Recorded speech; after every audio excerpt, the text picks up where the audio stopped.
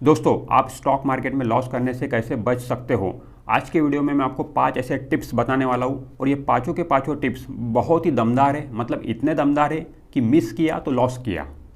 दोस्तों, कोई भी स्टॉक खरीदने के पहले आपको खुद की रिसर्च एंड स्टडी करना जरूरी है। उस पर्टिकुलर शेयर के बारे में डिटेल एनालिसिस करना आपको जरूरी है। दोस्तों, जब हम बात करते हैं कि खुद की रिसर्च एंड स्टडी करो, तो एक जो बिगिनर होता है उसके मन में सवाल ये आता है कि खुद की रिसर्च एंड स्टडी मैं कैसे करूं, इतनी सारी कंपनियां स्टॉक मार्केट में, कौन सी पर्टिकुलर कंपनी पे स्टडी अप्लाई करूं, मैं कैसे करूं, ये एक बिगिनर के मन में सवाल आता ही आता है। तो आपको करना क्या है दोस्तों, आपको सुनना सबकी है और करना अपने मन की है। सुनो सबकी, करो अपने मन की। उसके लिए आपको क्या करना है, आप टीवी एनालिस्ट वाले जो टिप्स देते हैं, जैसे कि आप बिजनेस न्यूज़ चैनल देखते होंगे, दिन भर वहाँ पे स्टॉक टिप्स आते रहती है, तो उनकी टिप्स आपको लेना है। ब्रोकर आपका टिप्स देता है, ब्रोकर की टिप्स आपको लेना है। ठीक है, आपके दोस्त लोग आपको बोलते होंगे कि ये शेयर खरीद लो, वो खरीद लो, तो उनकी भी टिप्स आपको लेना है। कई एडवाइजरी फर्म होती है, उनकी भी टिप्स आपको लेना है। टिप्स देने वाले बहुत सारे लोग आपको मिल जाएंगे, उन सब की टिप्स लेना है। बट उनकी टिप्स को ब्लाइंडली फॉलो करके आपको शेयर नहीं खरीदना है। उनकी टिप्स पर आपको खुद की स्टडी अप्लाई करना है, खुद का रिसर्च एंड एनालिसिस, खुद का रिसर्च एंड स्टडी आपको वहाँ पे अप्लाई करना है। उस पर्टिकुलर बंदे ने कोई शेयर दिया है, ठीक है, तो कुछ तो उसने भी देखा होगा। मान लो टीवी एनालिस्ट बोल रहा है कि पर्टिकुलर शेयर खरीदने के लिए, ठीक है, तो कुछ तो उसने भी देखा होगा, कुछ स्टडी तो उसने भी किया होगा, कुछ रिसर्च तो उसने भी किया होगा, कुछ बातें उसको भी दिखी होंगी उस पर्टिकुलर शेयर में, तभी वो रिकमेंड कर रहा है। तो उसका फिल्टर किए हुए शेयर को आपको वापस से फिल्टर करना है अपनी स्टडी के हिसाब से। ऑलरेडी वो शेयर किसी ने फिल्टर किया है, आप उसकी फिल्टर किए हुए शेयर को वापस से फिल्टर कर रहे हो, तो उससे क्या है कि ज़्यादा पॉसिबिलिटी हो जाती है कि वो शेयर अच्छा है। ठीक है, जब आपको आपकी स्टडी के हिसाब से लगे, आपके रिसर्च के हिसाब से लगे कि वो शेयर खरीदना चाहिए, तभी आपको वो शेयर खरीदना चाहिए। सिर्फ पर्टिकुलर मतलब उस बंदे ने बोला, टीवी एनालिस्ट ने बोला, तो आपको नहीं खरीदना है। टीवी एनालिस्ट ने बोला है, ठीक है, उसकी टिप्स को मैंने हाथ में लिया हूँ, अब मैं उसके जो बताए हुए शेयर पे मैं खुद की रिसर्च अप्लाई कर रहा हूँ, और मेरे रिसर्च करने के बाद में भी अगर मुझे लगता है कि वो शेयर खरीदना चाहिए, तभी मैं वो शेयर खरीदूंगा, अदरवाइज नहीं खरीदूंगा। तो इस तरीके से आप जा सकते हो दोस्तों। अब दोस्तों, स्टॉक खरीदने के पहले आपको स्टॉक में क्या क्या देखना चाहिए, उसको लेके मैंने एक ऑलरेडी वीडियो बनाया हूँ। उस वीडियो का लिंक मैं आपको डिस्क्रिप्शन में दे दूंगा, तो वो वीडियो आप देखिएगा। उसमें आपको पता चलेगा कि स्टॉक खरीदने के पहले, मतलब कोई भी स्टॉक के पीछे हमें स्टडी करना है, रिसर्च करना है, ठीक है, एनालिसिस करना है, तो कौन सी वो चीज़ है। मतलब बहुत ज़्यादा डिटेल में जाने की ज़रूरत नहीं होती है, कुछ बेसिक चीज़ें देखकर ही आप पता लगा सकते हो कि वो पर्टिकुलर स्टॉक अच्छा है या नहीं है। तो वो वीडियो आप हमारा देखिए, डिस्क्रिप्शन में मैं आपको लिंक दे दूंगा। तो ये वीडियो देखने के बाद आप वो वीडियो भी देखिए, तो आपको पता चलेगा कि किस तरीके से कौन से स्टॉक में आपको क्या देखना चाहिए, ताकि वो शेयर को आप सिलेक्ट कर सको अपने लॉन्ग टर्म इन्वेस्टमेंट के लिए। दोस्तों, दूसरा हमारा टिप्स ये है कि avoid penny stocks. Penny stock से आपको दूर रहना है। पेनी स्टॉक्स किसे बोलते हैं? पेनी स्टॉक्स मतलब जिसका भाव कौड़ियों में होता है, जैसे कि 2 रुपये, 5 रुपये, 10 रुपये, 15 रुपये या 20 रुपये। जो ऐसे जो शेयर है, ठीक है, उनको हम पेनी स्टॉक्स बोलेंगे। मतलब जिनके भाव बिल्कुल कौड़ियों में है, 1, 2 रुपये, 5 रुपये, 10 रुपये, उनको पेनी स्टॉक्स बोला जाता है। ठीक है, तो पेनी स्टॉक से आपको दूर रहना है, पेनी स्टॉक्स आपको नहीं खरीदना है। आप सिंपल दिमाग लगाइए दोस्तों, जो कंपनी इतने सालों से स्टॉक मार्केट में है और आज भी उसका भाव 5 रुपये, 10 रुपये ही है, तो दैट मीन्स वो कंपनी में कुछ ना कुछ तो प्रॉब्लम होंगी, उस कंपनी के फंडामेंटल्स में कुछ ना कुछ तो प्रॉब्लम होगी, इसीलिए उसका भाव आज 5 रुपये, 10 रुपये है। ठीक है, तो ऐसे शेयर से हमें दूर रहना चाहिए। ठीक है, जो शेयर बढ़ ही नहीं रहा है, जो कंपनी में ही प्रॉब्लम है, वो कंपनी में पैसा लगा के आपको कोई मतलब नहीं है, उससे आपको दूर ही रहना चाहिए। अब लोगों को ये लगता है कि ये 5 रुपये का शेयर है, 2 रुपये का शेयर है, तो ये बहुत जल्दी बढ़ जाएगा, 100 रुपये हो जाएगा, 200 रुपये हो जाएगा। ठीक है, लोगों को ऐसा लगता है, बट ऐसा नहीं है दोस्तों। अगर वो कंपनी में दम रहेगा और कंपनी का भाव, शेयर का भाव अगर 1000 रुपये भी रहेगा, तो वो 2000 हो जाएगा, 5000 हो जाएगा। ठीक है, अगर दम नहीं रहेगा उस पर्टिकुलर कंपनी में, तो उसका भाव अगर 2 रुपये है, तो वहाँ से वो 0 हो जाएगा। ठीक है, तो आपको सिर्फ भाव देख के शेयर नहीं खरीदना है, शेयर की क्वालिटी देखिए, शेयर की वैल्यू देख के आपको शेयर खरीदना है। ठीक है, कुछ लोगों को ऐसा भी लगता है कि जो कंपनी का भाव 1 रुपये, 2 रुपये है, तो वो कंपनी अभी शुरू हुई है। ठीक है, अभी शुरुआत की है उस कंपनी ने और अभी आगे बढ़ेगा।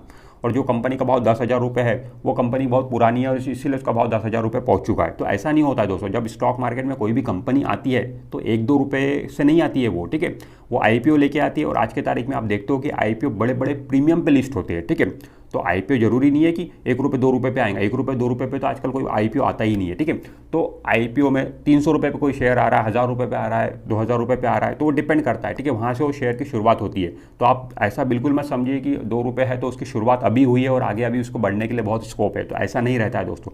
वो कंपनी कितनी पुरानी है ये आपको देखना है। इतनी पुरानी होने के बावजूद भी आज उसका भाव 2 रुपये, 5 रुपये ही है, तो दैट मीन्स वो कंपनी से आपको दूर रहना चाहिए। वो कंपनी में कुछ ना कुछ तो प्रॉब्लम है, फंडामेंटल्स में प्रॉब्लम है। दोस्तों, तीसरा टिप्स ये है, don't start with huge amount. एक बिगिनर को स्टार्टिंग में ह्यूज अमाउंट से शुरुआत नहीं करनी चाहिए। स्टॉक मार्केट में एक छोटी सी अमाउंट से ही एक बिगिनर को स्टार्टिंग में शुरुआत करनी चाहिए। मतलब एक ऐसी अमाउंट से शुरुआत करनी चाहिए जो पैसा अगर उसका डूब भी गया स्टॉक मार्केट में तो फाइनेंशियली उसे ज़्यादा प्रॉब्लम नहीं होगी। ऐसी अमाउंट से ही एक बिगिनर को शुरुआत करनी चाहिए, क्योंकि दोस्तों जो बिगिनर होता है शुरुआत में उसे नॉलेज कम होता है स्टॉक मार्केट का, एक्सपीरियंस भी कम होता है स्टॉक मार्केट का, तो ऐसे में उसके लॉस करने के चांसेस बढ़ जाते हैं। तो अगर वो बड़ा पैसा लगा देगा स्टार्टिंग में ही तो बड़ा लॉस उसे मे भी हो सकता है, तो छोटा लगाएगा तो छोटा लॉस उसे होगा। ठीक है, तो आपको कोशिश यही करनी चाहिए जब आप शुरुआत करो स्टॉक मार्केट में तो छोटी से छोटी अमाउंट से शुरुआत करो, क्योंकि स्टार्टिंग में आपको लर्निंग पे फोकस रखना है, सीखने पे फोकस रखना है। ठीक है, फिर जैसे जैसे आप सीखते चले जाओगे आपका नॉलेज बढ़ता चला जाएगा, आपका एक्सपीरियंस बढ़ता चला जाएगा, फिर आप अपनी इन्वेस्टमेंट की अमाउंट को बढ़ा सकते हो। बट शुरुआत में आपको छोटी अमाउंट ही स्टॉक मार्केट में लगाना है। दोस्तों चौथा टिप्स यह है, don't expect unrealistic return from stock market. Stock market से हमें कभी भी अनरियलिस्टिक रिटर्न एक्सपेक्ट नहीं करना चाहिए। बहुत सारे लोगों को लगता है कि स्टॉक मार्केट एक ऐसी जगह है जहां पर हम रातों रात अमीर बन सकते हैं, रातों रात हम मिलेनियर बिलेनियर बन सकते हैं। तो दोस्तों यहाँ ऐसा नहीं होता है। जो ये सोच के स्टॉक मार्केट में आता है वो बहुत ही जल्दी स्टॉक मार्केट से बाहर भी हो जाता है। दोस्तों स्टॉक मार्केट से हमें कितना रिटर्न एक्सपेक्ट करना चाहिए?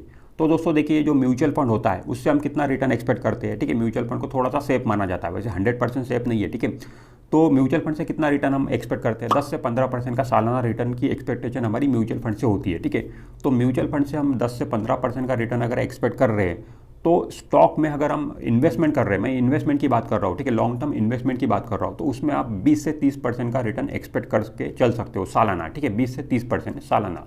और अगर आप स्टॉक में ट्रेडिंग कर रहे हो, मतलब इंट्राडे ट्रेडिंग या फिर शॉर्ट टर्म ट्रेडिंग कर रहे हो, तो उसमें आपकी जो एक्सपेक्टेशन होनी चाहिए वो 40 से 50% की एक्सपेक्टेशन होनी चाहिए। सालाना मैंने बात किया हो। ठीक है, तो इससे ज़्यादा रिटर्न की एक्सपेक्टेशन आपको नहीं करना। इससे ज़्यादा रिटर्न की एक्सपेक्टेशन आप करोगे और वो आपको नहीं मिलेगा तो फिर आप डिसअपॉइंट हो जाओगे। आपको लगेगा कि आप अच्छा रिटर्न नहीं बना रहे हो, स्टॉक मार्केट आप छोड़ के चले जाओगे। ठीक है, तो दोस्तों जितना रिटर्न स्टॉक मार्केट से मिलना चाहिए उतना ही मिलेगा। ठीक है, उससे ज़्यादा आपको नहीं मिलेगा।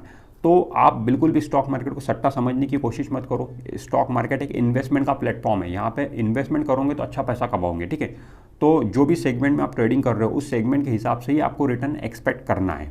दोस्तों पांचवा टिप्स यह है, stay away from account management. बहुत सारे लोग क्या करते हैं कि अपना अकाउंट ब्रोकर को हैंडल करने दे देते हैं। ठीक है, ब्रोकर भी उन्हें बोल देता है कि हम आपको महीने का 5% बना के देंगे, 10% बना के देंगे, 20% बना के देंगे। ठीक है, तो इस तरीके का बहुत सारे लोग ये काम करते हैं। ठीक है, तो दोस्तों इससे आपको बिल्कुल दूर रहना है। ब्रोकर को कभी भी अपना अकाउंट हैंडल करने नहीं देना है। ब्रोकर आपको प्रॉफिट बनाकर नहीं दे सकता है। दोस्तों जब भी आप ब्रोकर को अपना अकाउंट हैंडल करने देते हो तो ब्रोकर का फोकस क्या होता है कि आपके अकाउंट से वो ज़्यादा से ज़्यादा ब्रोकरेज जनरेट करे। ठीक है, ज़्यादा से ज़्यादा ब्रोकरेज बनाए। ठीक है, ताकि ब्रोकर की कमाई हो, उसका फोकस वही होता है। तो इसीलिए आप देखते होंगे कि जब आप ब्रोकर को अपना अकाउंट हैंडल करने देते हो तो नंबर ऑफ ट्रेड ब्रोकर उसमें ज़्यादा करता है ताकि ज़्यादा से ज़्यादा उसमें ब्रोकरेज बने। उसको आपके प्रॉफिट से कोई मतलब नहीं है, आपको प्रॉफिट हो रहा है लॉस हो रहा है उससे आपको उसको कोई मतलब नहीं है। इनफैक्ट ब्रोकर को भी ये बात पता है कि ट्रेडिंग में प्रॉफिट बनता नहीं है। ठीक है, ब्रोकर को भी पता है जब तक मेरे हाथ में ये अकाउंट है तब तक मैं इसको यूज़ करूँ, नंबर ऑफ ट्रेड इसमें ज़्यादा करूँ ताकि ब्रोकरेज मुझे मिलती रहे। ठीक है, फिर एक समय ऐसा आएगा जब उस पर्टिकुलर क्लाइंट को लॉस होना चालू हो जाएगा तो वो छोड़कर चला जाएगा या फिर वो ब्रोकर से अपना अकाउंट वापस ले लेगा। ठीक है, ये बात ब्रोकर को भी पता है, इसीलिए ब्रोकर जितने दिन तक उसके अकाउंट उसके हाथ में होता है तब तक वो ब्रोकरेज बनाने की ही कोशिश करता है। प्रॉफिट पे उसका बिल्कुल भी फोकस होता नहीं है। ठीक है, और इनफैक्ट प्रॉफिट उसके हाथ में है भी नहीं बना के देना। ठीक है, ब्रोकर आपको प्रॉफिट बनाकर दे भी नहीं सकता है। ठीक है, तो बेहतर यही है कि आपका अकाउंट है तो आपको ही हैंडल उसे करना है। आप ही खुद की रिसर्च एंड स्टडी करो और शेयर खरीदो, खुद ही अकाउंट हैंडल करो। ब्रोकर को या फिर किसी भी अदर पर्सन को अपना अकाउंट हैंडल करने मत दीजिए। तो दोस्तों इस वीडियो में हमने ये 5 पॉइंट्स देखे। पहला पॉइंट हमने देखा कि do your own research and study before buying any stock. ठीक है, कोई भी स्टॉक खरीदने के पहले आपको खुद का रिसर्च एंड स्टडी करना जरूरी है। दूसरा पॉइंट हमने ये देखा कि don't buy penny stock. Penny stock से आपको दूर रहना है, पेनी स्टॉक में पैसा नहीं लगाना है। ठीक है, तीसरा हमने देखा कि don't start with huge amount. एक बिगिनर को बड़ी अमाउंट से स्टॉक मार्केट में शुरुआत नहीं करनी चाहिए, छोटी से छोटी अमाउंट से ही शुरुआत करनी चाहिए। चौथा पॉइंट हमने ये देखा कि don't expect unrealistic return from stock market. Stock market से हमें अनरियलिस्टिक रिटर्न एक्सपेक्ट नहीं करना है, जितना स्टॉक मार्केट में रिटर्न पॉसिबल है उतना ही हमें एक्सपेक्ट करना है। और पांचवा पॉइंट हमने ये देखा कि stay away from account management. Account management मतलब ब्रोकर को अपना अकाउंट हैंडल करने नहीं देना चाहिए, खुद ही अपना अकाउंट हैंडल करना चाहिए। आपका पैसा है, आपके पैसे की चिंता आपसे ज़्यादा दूसरा नहीं कर सकता है, इसलिए आप ही खुद अपना अकाउंट हैंडल करिए, वही आपके लिए अच्छा रहेगा। ब्रोकर को या फिर किसी अदर पर्सन को अपना अकाउंट हैंडल करने मत दीजिए, वो खुद के फ़ायदे के लिए ही आपके अकाउंट को यूज़ करेगा। तो दोस्तों आप कमेंट करके बताइए ये 5 पॉइंट में से कौन सा पॉइंट आपको सबसे ज़्यादा अच्छा लगा। This is Imran Shaikh signing of.